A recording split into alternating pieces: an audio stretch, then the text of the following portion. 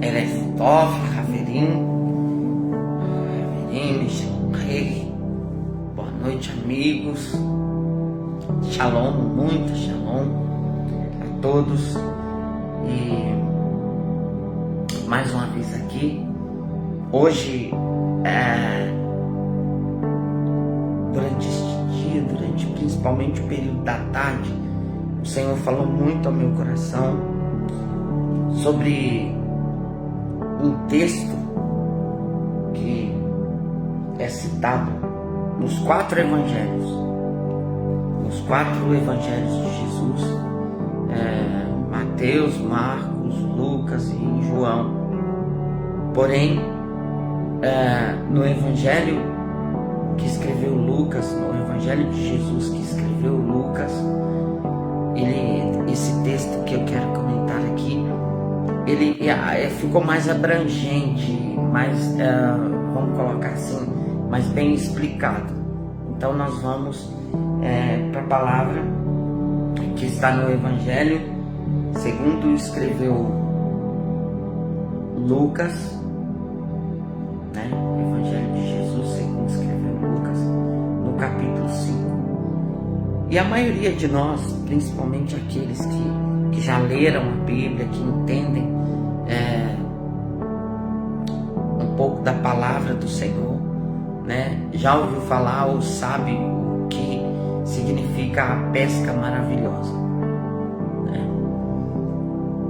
Como já disse, ela é citada nos 4 evangelhos, mas Lucas ele fala de uma maneira mais entendível, de uma maneira que a gente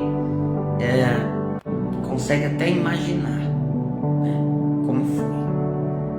Bom, naquele dia Jesus buscava os seus discípulos. Jesus estava iniciando, naqueles dias Jesus estava iniciando o seu ministério de pregação e pregar principalmente no início ali o arrependimento, né? Depois que João Batista tinha sido preso, Jesus então toma a palavra e o seu ministério começa ali. Daí ele foi para Galileia e naquele lago ali chamado Genesaré, o lago de Genesaré, ele teve esse encontro com vários pescadores ali, né? Na verdade,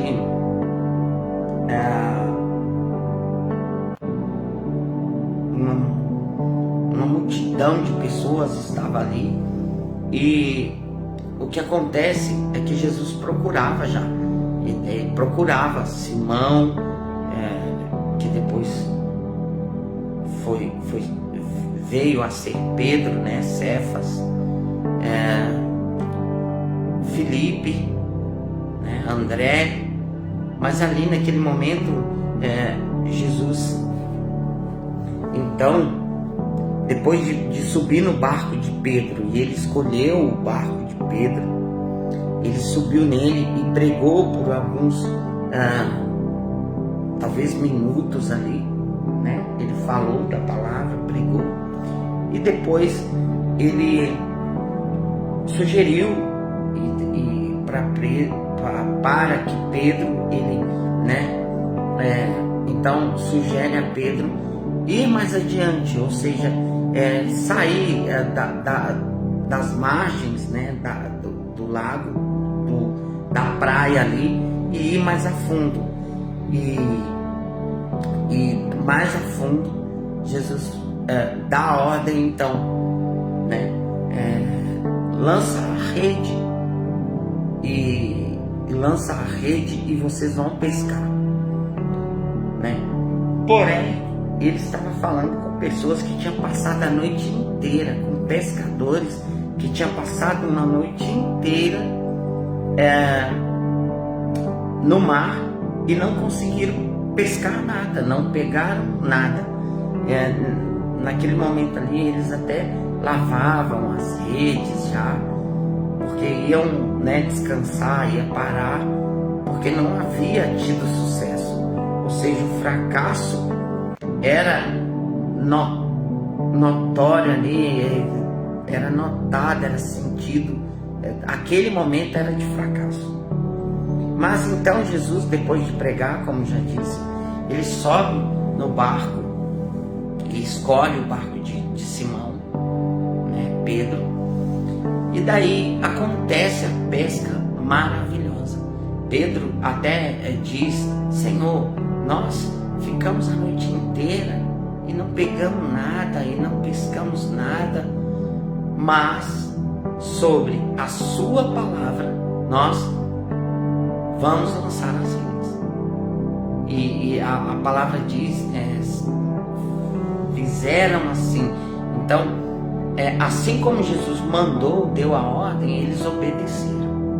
E aqui está a palavra que hoje foi muito falada ao meu coração, a questão da obediência, tá? Então, ao obedecer uma ordem dada por Jesus, Pedro e aqueles que estavam ali tiveram uma pesca maravilhosa. Ou seja, a palavra até usa, a palavra de Deus até usa o termo colher. Eles colheram muitos peixes. Então, debaixo da ordem, debaixo da obediência a Jesus, debaixo da palavra liberada por Jesus, eles foram e tiveram sucesso. Então, naquele momento que era fracasso, passou a ser motivo de grande alegria, de espanto até. A palavra diz que eles ficaram espantados, até porque eles não conheciam quem era Jesus direito, porque Jesus estava iniciando o seu ministério. Eles não sabiam nem quem era Jesus direito. Então eles ficaram espantados com a quantidade de peixes que custaram para tirar do mar aqueles peixes, né? Chamaram o barco vizinho, possivelmente no barco tinha os filhos de Zebedeu ali, Tiago, Filipe, e aí trouxeram para a praia.